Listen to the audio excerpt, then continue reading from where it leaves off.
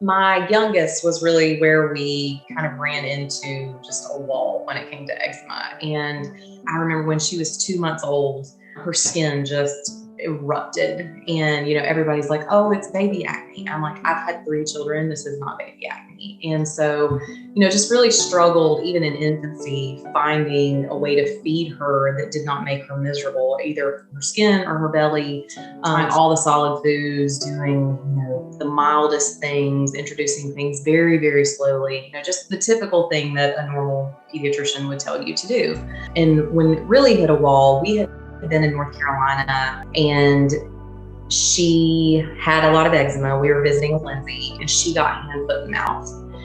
And so that is a disaster in a baby with bad eczema. And she looked like a burn victim. Within 2 or 3 days, she looked like a burn victim. And, back and forth to the doctor every day, dressings, trying to get her to eat, trying to get her to drink. I mean, it was 2 weeks of just, are we going to admit her? Or are we not going to admit her? You just feel so hopeless. You just feel like, and you feel very helpless because, nobody wants their baby to suffer. Nobody wants to see their child in pain or itching or uncomfortable. And especially being a medical provider, it's heartbreaking because you feel like you can't do anything about it. So at that point, I remember my husband and I looking at each other and just saying, this can never happen again.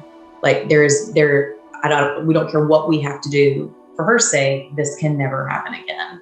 And so that's when I signed up for your program and I said, we're going to start here and we're going to see what happens. And so kind of the rest is history. I think one of the first things just off the bat that was very helpful for us was to understand this was an inside out process. And I think I probably always knew that, but to really listen to the lectures that you gave about like what gluten does to a belly and what happens inside.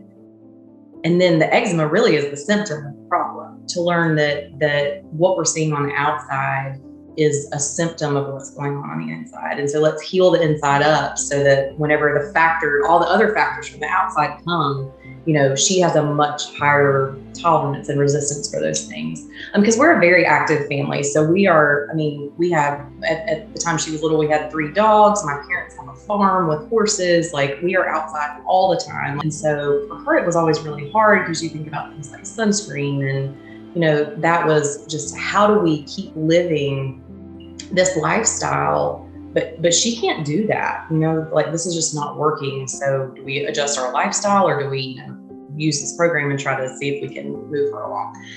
And to also have a community of people who, I can remember getting on one of those live things with Lindsay and she was like, this is not your fault. This is not your fault. You're not doing anything wrong. This is just something that you have to be thoughtful about and you have to be intentional about. And so hearing all those things initially, I feel like gave me a little bit of hope that, we weren't just trying another steroid cream. We weren't just trying to Band-Aid the problem, but there was actually hopefully a solution to get through the problem. Well, and you just get so, like I said, you just get so tired of going to the doctor and them saying, here's a steroid cream. Here's another potion. Here's another something to mask and Band-Aid what's going on. And I mean, that is exhausting because it doesn't work. It doesn't work. So she is 2.5 now. I would say it took probably 7 months, probably 7 or 8 months to really get to the point where I felt like if she put something in her mouth that I wouldn't have, thought this is good. Yes, that I'm not freaking out. If they give her goldfish at church, I'm like, it's so fine. She's going to be okay. She can go out and play in the yard and not come in and just be red as a beet or itchy or, and it's April. So Tennessee allergies are horrific and she's doing fine. She's doing great. So we're so happy. So I would say there are options. You probably are going to have to think outside the box of traditional medicine, but it can work because I feel like our child was just at the bottom of the ladder and I didn't really see a way out of it, but 6, 7, 8 months later, she was like a different kid.